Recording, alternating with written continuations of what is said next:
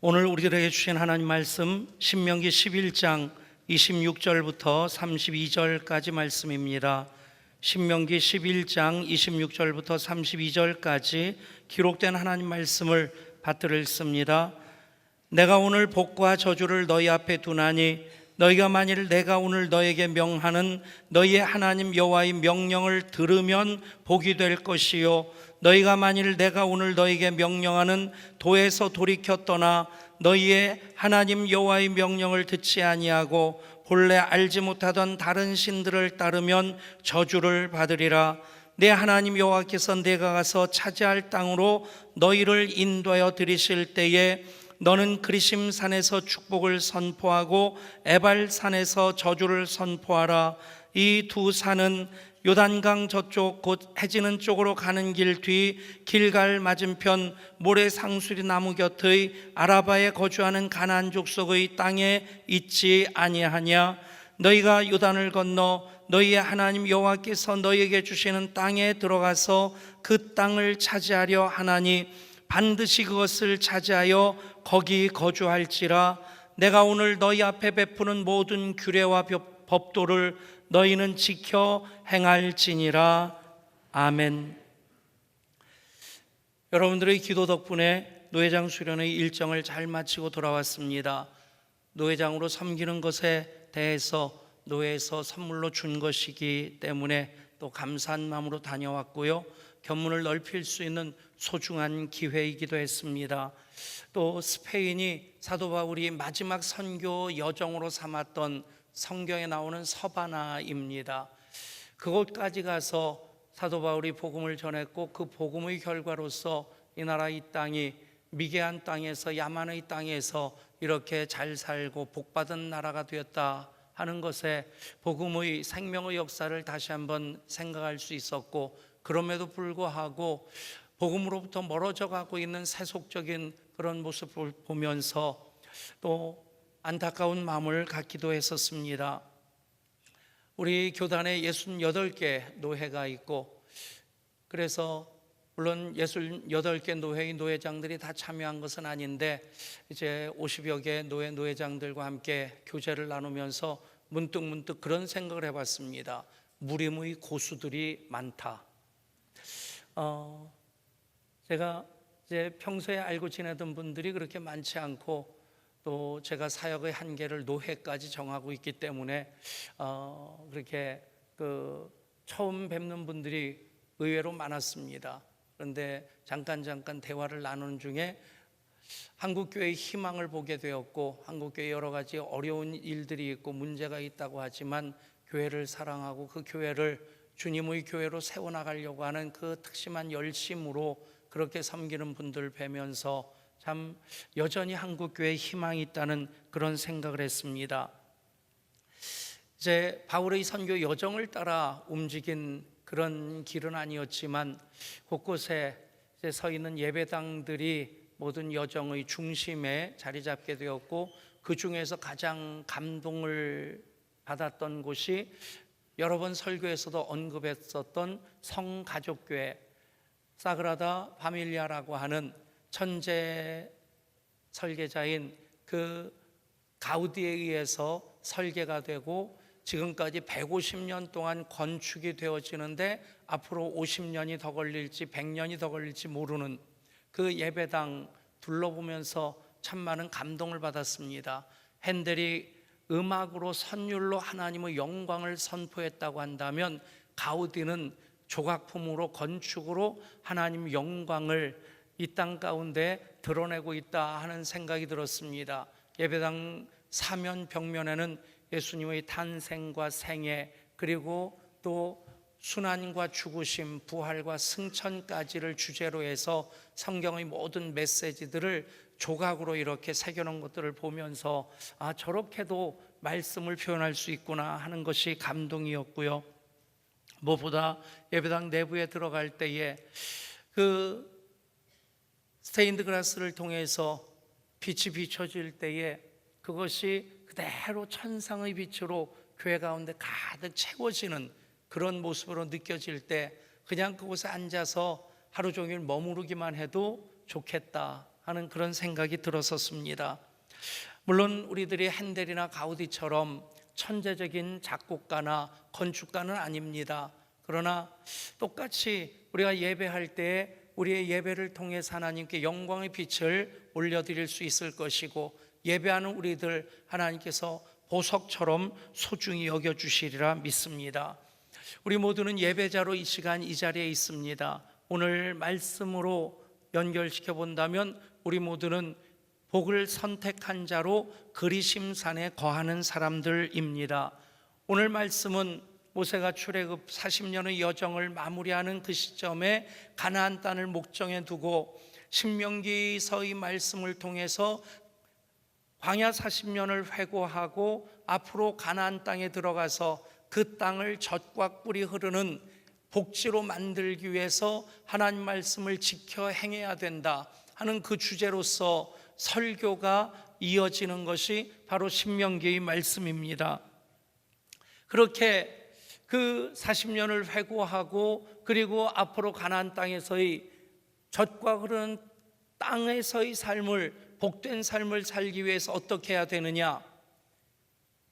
그 방법은 하나님께서 우리들에게 말씀하신 그 말씀을 지켜 행하는 것, 여호와의 명령을 듣고 행하는 것이 복이 될 것이고, 그 복이 가나안 땅이 젖과 꿀이 흐르는 땅이 되게 한다 하는 그 말씀입니다. 그리고 그 말씀을 준행하지 아니하면, 또 불순종하게 되면 그것이 저주가 될 것이다 하는 말씀을 하면서 그것을 몸에 새기는 시청각 교육으로서 그리심산과 에발산을 시청각 교재로 삼아서 그렇게 그리심산에 거하는 자는 복을 받을 것이고 에발산에 거하는 자는 저주를 받게 될 것이다 반복해서 말씀합니다. 우리를 향하신 하나님의 뜻은 재앙이 아니라 평안입니다. 우리로 복 주시고자 하시는 것이죠.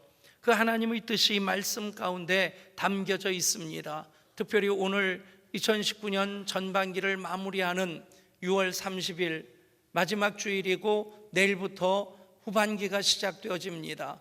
어쩌면 오늘 이 예배가 우리들에게 있어서 하프타임이 될 수도 있겠다. 전반전을 마무리하고 후반전을 준비하는 그 시간, 축구든지 농구든지 하프타임이 있습니다. 그 하프타임 잘 준비한 사람들은 후반전 또 새로운 전술로서 또 새로운 선수들과 함께 승리로 이끌 수 있는 그런 시간으로 가질 수 있거니와, 그렇지 못하게 되면 전반전 아무리 잘 뛰었다 할지라도 후반전에 무너지는 팀들도 곧잘 보게 됩니다. 오늘 하프타임으로서 주일 예배가 될 수 있기를 소원합니다. 우리는 선택의 기로에 서 있는 사람들입니다. 그 선택의 두 가지 대조되는 모습을 오늘 성경에서는 그리심산과 에발산이라고 말씀하고 있습니다.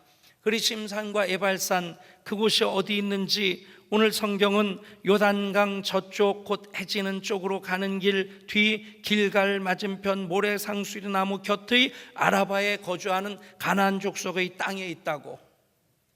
되게 복잡하죠? 가나안 땅의 중간쯤에 있는 이 그리심산과 에발산이 서로 마주보고 있는 산입니다. 산의 높이는 800m 정도 되는데, 대략 여러분들이 서울로 나가다가 도봉산을 바라보면 그 정도 높이가 된다는 얘기입니다. 그런데 그냥 전철 타고 가거나 아니면 버스 타고 가다가 이렇게 바라보는 도봉산은 꽤 높아 보이는 우뚝 솟아있는 산이죠. 반면에 가나안 땅은 산지이기 때문에 그곳이 이미 꽤 높은 지역이고 그곳에 서 있는 해발 800m의 산은 그다지 높아 보이는 산은 아닙니다. 그런데 왜 그리심산이고 왜 에발산이냐? 두 산이 마주보고 있는데 그리심산은 수목이 우거진, 그리고 시내가 골짜기마다 냇물이 흐르는 그런 산입니다. 반면에 마주보고 있는 에발산은 돌산으로서 황무한 산, 나무가 없는 그런 산으로 바로 마주보고 있는데 대조가 되고 있는 것이죠. 하나님께서는 복과 저주를 우리 앞에 두시면서 선택하도록 하시는데, 하나님의 뜻은 무엇입니까? 저주를 선택하기 원하시는 것이 하나님의 뜻이 아니죠. 복을 선택하고 그리심산에 서서 계속해서 하나님 영광 가운데 살아가기를 소원하고 계십니다. 그 하나님 마음으로 또 새롭게 이미 그리심산에 거하는 우리들, 그리심산에 더 높이 오르기를 결단하는 하프타임으로서의 오늘 예배가 될 수 있기를 소원합니다. 이 말씀을 반복해서 내가 너희에게 명하는 너희 하나님 여호와의 명령을 들으면 복이 될 것이요, 너희가 만일 내가 오늘 너희에게 명령하는 도에서 돌이켜 떠나면 저주를 받으리라. 이 말씀을 반복해서 하실 뿐만 아니라 시청각 교육으로서 다시 한번 몸에 새길 수 있도록 강조해서 하시는 말씀이고, 실제로 신명기 27장 28장에서 이 말씀이 반복되어지면서 이렇게 하면 저주가 될 것이다 하면 에발산에 선 6개의 지파가 아멘으로 화답하게 됩니다. 이렇게 하면 복을 받을 것이다 그러면 그리심산에 선 6개의 지파가 아멘으로 화답합니다. 여러분, 이제 그리심산을 선택하는 우리들이 다시 한번 결단하는 마음으로 신명기 27장부터 에발산에서 선포하는 저주의 말씀이 있습니다. 그렇게 하면 저주를 받는다는 것에 대해서 우리가 하나님 말씀 앞에 결단하는 의미로 제가 앞에 부분을 읽으면 여러분이 아멘으로 화답하시면 됩니다. 어느 부분에 아멘 해야 되느냐? 써 있는 대로 아멘 하시면 됩니다. 장색의 손으로 조각하였거나 부어 만든 우상은 여호와께 가증하니 그것을 만들어 은밀히 세우는 자는 저주를 받을 것이라. 그의 부모를 경홀히 여기는 자는 저주를 받을 것이라. 여기서 아멘이 갑자기 작아집니다. 다시 한번 아멘 하심으로 부모님을 더욱 존경할 수 있기를 바랍니다. 아멘. 그의 이웃의 경계표를 옮기는 자는 저주를 받을 것이라. 맹인에게 길을 잃게 하는 자는 저주를 받을 것이라. 객이나 고아나 과부의 송사를 억울하게 하는 자는 저주를 받을 것이라. 그의 아버지의 아내와 동침하는 자는 그의 아버지의 하체를 드러냈으니 저주를 받을 것이라. 짐승과 교합하는 모든 자는 저주를 받을 것이라. 그의 자매 곧 그의 아버지의 딸이나 어머니의 딸과 동침하는 자는 저주를 받을 것이니라. 장모와 동침하는 자는 저주를 받을 것이라. 그의 이웃을 암살하는 자는 저주를 받을 것이라. 무죄한 자를 죽이려고 뇌물을 받는 자는 저주를 받을 것이라. 이 율법의 말씀을 실행하지 아니하는 자는 저주를 받을 것이라. 아멘. 에발산과 그리심산 사이에 제사장과 레위 지파가 서고 그들이 법궤를 메고 있습니다. 그들이 에발산에 선 6지파를 향해서 이 말씀을 선포할 때 그들은 아멘으로 화답함으로 이렇게 하면 저주를 받는 것이구나. 에발산의 모습을 보면서 그 민둥산 황폐한 산 보면서 저주를 받은 산의 모습을 연상하면서 그들은 그 말씀을 마음뿐만 아니라 몸에까지 새길 수 있었던 것입니다. 그리고 또 그리심산에 서 있는 6지파를 향해서 축복의 말씀을 선포합니다. 마찬가지로 제가 앞부분을 읽으면 여러분들은 아멘으로 화답하시기 바랍니다. 내가 내 하나님 여호와의 말씀을 삼가 듣고 내가 오늘 내게 명령하는 그의 모든 명령을 지켜 행하면 내 하나님 여호와께서 너를 세계 모든 민족 위에 뛰어나게 하실 것이라. 내가 내 하나님 여호와의 말씀을 청종하면 이 모든 복이 내게 임하며 내게 이르리니 성읍에서도 복을 받고 들에서도 복을 받을 것이며 내 몸의 자녀와 내 토지의 소산과 내 짐승의 새끼와 소와 양의 새끼가 복을 받을 것이며 내 광주리와 떡반죽 그릇이 복을 받을 것이며 내가 들어와도 복을 받고 나가도 복을 받을 것이니라. 여호와께서 너를 대적하기 위해 일어난 적군들을 내 앞에서 패하게 하시리라. 그들이 한 길로 너를 치러 들어왔으나 내 앞에서 7길로 도망하리라. 여호와께서 명령하사 내 창고와 내 손으로 하는 모든 일에 복을 내리시고 내 하나님 여호와께서 내게 주시는 땅에서 내게 복을 주실 것이며 여호와께서 내게 맹세하신 대로 너를 세워 자기의 성민이 되게 하시리니 이는 내가 내 하나님 여호와의 명령을 지켜 그 길로 행할 것임이니라. 땅의 모든 백성이 여호와의 이름이 너를 위하여 불리는 것을 보고 너를 두려워하리라. 복 받기를 원치 않으십니까? 여호와께서 내게 주리라고 내 조상들에게 맹세하신 땅에서 내게 복을 주사 내 몸의 소생과 가축의 새끼와 토지의 소산을 많게 하시며 여호와께서 너를 위하여 하늘의 아름다운 복을 여시사 내 땅에 때를 따라 비를 내리시고 내 손으로 하는 모든 일에 복을 주시리니 내가 많은 민족에게 구워줄지라도 너는 꾸지 아니할 것이요 여호와께서 너를 머리가 되고 꼬리가 되지 않게 하시며 위에만 있고 아래에 있지 않게 하시리니 오직 너는 내가 오늘 내게 명령하는 내 하나님 여호와의 명령을 듣고 지켜 행하며 내가 오늘 너에게 명령하는 그 말씀을 떠나 좌로나 우로나 치우치지 아니하고 다른 신을 따라 섬기지 아니하면 이와 같으리라. 방송실에 부탁해서 아멘을 넣으라고 했는데 안 넣어놓기 때문에 여러분들이 헷갈리신 것 같아요. 여러분, 하나님께서 복과 저주를 이스라엘 앞에 두시는 이유가 무엇입니까? 저주의 길에서 떠나 복의 길로 행하고 복받아 하나님 영광을 드러내며 살기를 원하시기 때문입니다. 그렇습니다. 하나님께서는 이스라엘 백성들 앞에 복과 저주를 두신 것처럼 우리 앞에도 복과 저주를 두셨습니다. 그 이유가 무엇입니까? 우리가 하나님 사랑하는 마음으로, 하나님 기대하는 마음으로 선택하라는 것입니다. 이미 우리는 복을 선택한 사람들입니다. 이미 우리는 그리심산에 거하는 사람들입니다. 선택은 중요합니다. 오래전에 한 가전제품 회사에서 그런 광고 문구를 사용했던 적이 있었습니다. 순간의 선택이 10년을 좌우한다. 그런 카피를 쓰면서 나름대로 10년 쓸 수 있는 제품을 만들기 위해서도 애를 썼겠지만 소비자들 입장에서도 그 제품을 선택할 때 10년을 쓸 수 있으라는 확신을 가지고 선택을 했을 것입니다. 우리는 매일매일 매 순간순간마다 선택에 직면하게 됩니다. 아침에 무슨 옷을 입을까, 무엇을 먹을까 하는 것, 매일 우리가 선택해야 되는 것입니다.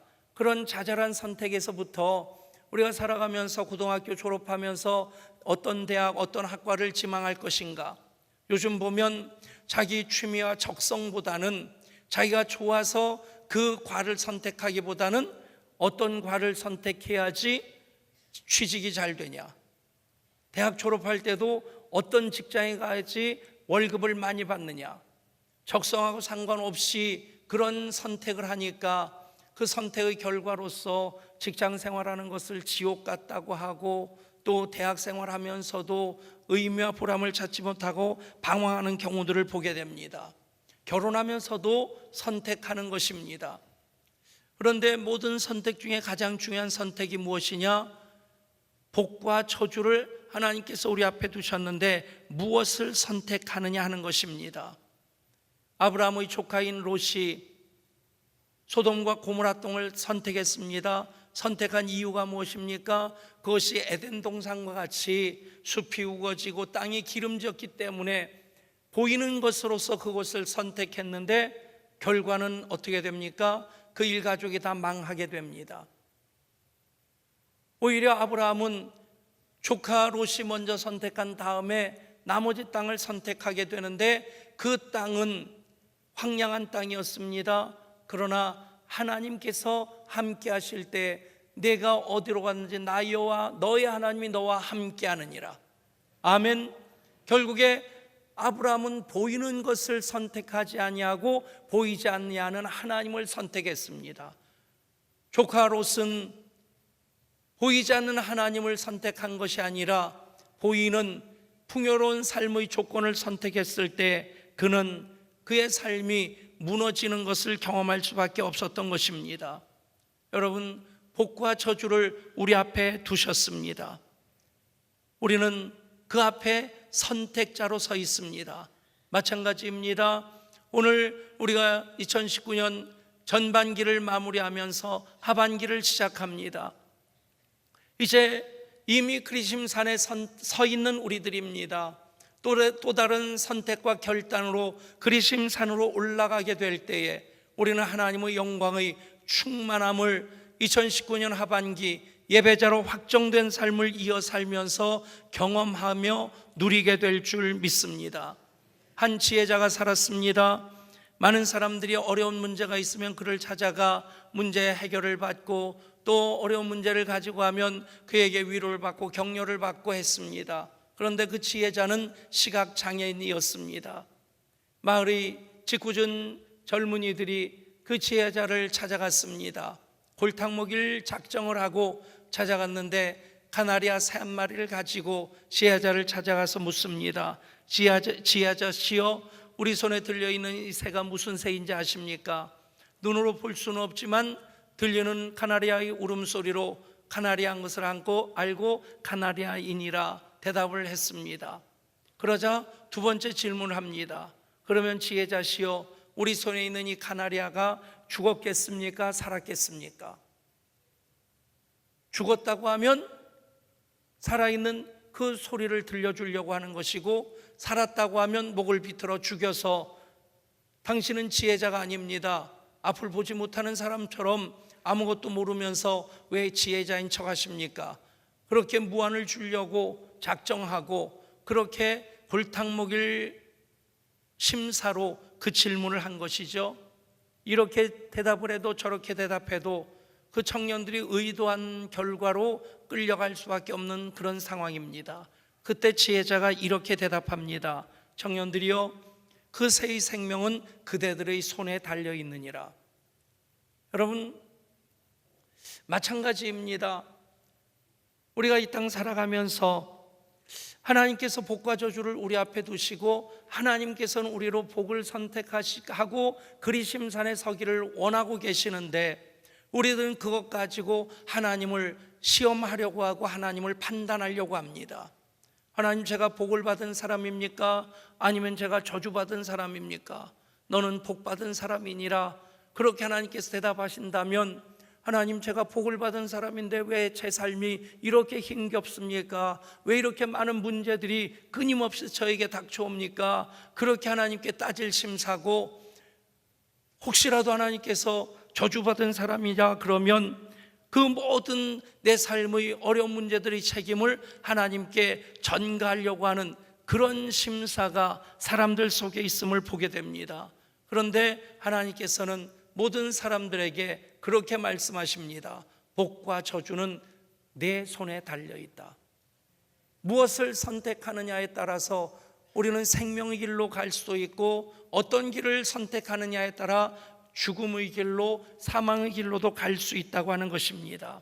여러분, 복과 저주를 우리 앞에 두셨습니다. 우리는 그리심산을, 복을 이미 선택한 사람들입니다. 그리심산에 서 있는 우리들을 향해 또 말씀합니다. 31절 말씀 우리 한 목소리로 같이 읽겠습니다. 31절입니다. 너희가 요단을 건너 너희 하나님 여호와께서 너에게 주시는 땅에 들어가서 그 땅을 차지하려 하나니 반드시 그것을 차지하여 거기 거주할지라. 아멘. 반드시 그것을 차지하여 거기 거주할지라. 복과 저주를 하나님 그 앞에 두셨습니다. 그래서 복을 선택했고 그리심산에 거합니다. 그것으로 끝이 아니라고 하는 것입니다. 그것을 차지하고 거기 거주하기 위해서 계속해서 말씀을 준행하고 하나님과 동행하는 삶을 이어 살아가야 되는 것입니다. 자주 말씀드립니다. 우리가 예수 믿는 것은 쉽게 살려고 예수 믿는 것 아닙니다. 제대로 살려고 예수 믿는 것입니다. 쉬운 예수는 없습니다. 예수 믿는 것이 쉬운 것 결코 아닙니다. 우리가 정말 복을 선택했다면, 그리심산에 거하는 자들이라면 이제 우리는 계속해서 그리심산을 향해 올라가는 이들이 되어야 될 줄 믿습니다. 이미 우리는 하나님 은혜를 받고 은혜 없이 살 수 없는 사람들입니다. 신명기 11장 14절에서도 하나님 베푸시는 은혜를 이렇게 말씀하고 있습니다. 여호와께서 너희 땅에 이른 비 늦은 비를 적당한 때에 내리시나니 너희가 곡식과 포도주와 기름을 얻을 것이요. 이스라엘 땅에서는 이른 비와 늦은 비로 봄에도 추수할 수 있고 가을에도 추수하게 됩니다. 우리나라는 장마가 시작되었는데 장마 비만 가지고 농사 짓는 것 아닙니다. 봄에도 비가 내려야 되고 겨울에도 눈이 내려야지 그것이 땅을 적셔서 봄에도 농사 짓고 또 가을에도 추수할 수 있게 되는 겁니다. 이 이른 비와 늦은 비를 성경은 은혜의 표현으로서 말씀하고 있습니다. 그렇습니다. 우리는 이른 비 은혜도 받아 누리고 있고 늦은 비 은혜도 필요한 사람들입니다. 이 모든 은혜 가운데 사는 우리들, 이제 계속해서 하나님께서 더 풍성한 은혜를 우리 가운데 이루어 주시기를 사모하고 소원하는 마음으로 그리심산에 이미 거하는 우리들 그리심산으로 올라야 될 줄 믿습니다. 그 결과로서 반드시 그것을 차지하여 거기 거주할지라. 여러분, 우리 다음 세대 여름 이야기가 시작되었습니다. 어제 영화교회 꿈시 성경학교 시작되었는데 아침 출근하면서 보니까 이 데크에 물놀이 풀장을 여러 개를 만들어 놓은 거예요. 그거 준비하는 얼마나 했었을까 싶은데, 그런데 그 시간에 비가 후둑후둑 떨어지고 있었습니다.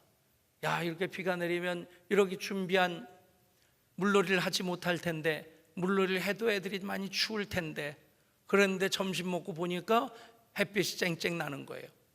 여러분, 비를 주시는 것도 은혜고 햇빛도 주시는 것도 은혜고, 아멘. 여러분, 우리가 은혜 가운데 살고 있습니다. 은혜의 맛을 본 사람들 은혜를 더욱 사모하게 됩니다. 그것이 그리심산에 거하는 우리들이 2019년을 예배자로 확정된 2019년으로 시작된 우리들이 더욱더 예배를 결단하고 예배에 헌신하고자 이제 그리심산을 오르는 결단을 하게 될 때에 반드시 그것을 차지하여 거기 거주하게 하시는 하나님의 은혜의 역사가 풍성하게 임하게 될 줄 믿습니다. 2019년 전반기 마지막 주일입니다. 내일부터 2019년 후반기가 시작됩니다. 우리 예양가족들 2019년 새해를 시작하면서 예배자로 확정된 2019년 그 표로부터 시작했습니다. 20주년을 맞이하는 2019년, 무엇보다도 중요한 것이, 무엇보다 우선해야 될 것이 예배이기 때문입니다. 그래서 복을 선택한 자로 우리는 그리심산에 거하고 있습니다. 이제 하프타임으로서 오늘 예배를 드리면서 내일부터 시작되는 후반기를 시작할 때 우리가 또한 결단해야 될 것은 그리심산에 오르고자 하는 결단이어야 합니다. 그러면 우리는 영광의 풍성함을 보게 되고 누리게 될 줄 믿습니다. 열심히 예배 드리셨습니까? 거기에 머무르지 마시고 한 걸음 더 예배의 영광을 향해 다가서실 수 있기를 바랍니다. 그리심산이 무엇입니까? 바로 교회입니다. 그리심산에 거하는 것은 예배의 자리에, 기도의 자리에 있는 것입니다. 사역의 자리에 있는 것입니다. 새벽을 깨우며 새벽에 도우시는 하나님을 만나는 것이 그리심산에 거하는 것입니다. 이제 2019년 후반기를 시작하면서 또 새로운 결단이 우리 앞에 있기를 소원합니다. 이미 복과 저주를 우리 앞에 두신 하나님 앞에서 우리는 복을 선택했고 그리심산에 거하는 이들입니다. 후반기를 시작하면서 우리의 결단은 그리심산, 그 높은 곳으로 오르는 것이 되어야 합니다. 그러하면 우리들 오르면 오를수록 하나님의 영광이 더 풍성함을 보게 될 것이고 반드시 그것을 차지하여 거기 거주할지라. 그 말씀이 우리 가운데 응답되는 것을 우리가 경험하게 될 줄 믿습니다. 기도합니다. 하나님, 2019년 예배자로 확정된 새해로 시작했고 그렇게 6개월 살아왔습니다. 전반기 마지막 주일 예배를 드리면서 이 시간 복과 저주를 우리 앞에 두신 하나님 앞에서 우리가 또 한 번 결단하는 것, 그리심 산에 거할 뿐만 아니라 그리심 산 높은 곳으로 오르기를 결단합니다. 오르면 오를수록 하나님 영광의 풍성함을 보게 됩니다. 그 오르는 과정을 통해서 반드시 그것을 차지하여 거기 거주할지라 하신 말씀이 우리 가운데 이루어짐을 경험하게 됩니다. 그 복이 이제 2019년 후반기를 살아가는 우리들의 복이 되게 하여 주시옵소서. 그리심산이 교회입니다. 그리심산에 오르는 것이 예배입니다. 기도입니다. 사역입니다. 새벽을 깨우는 것입니다. 우리 주 예수 그리스도 이름으로 기도드려 싸움나이다. 아멘.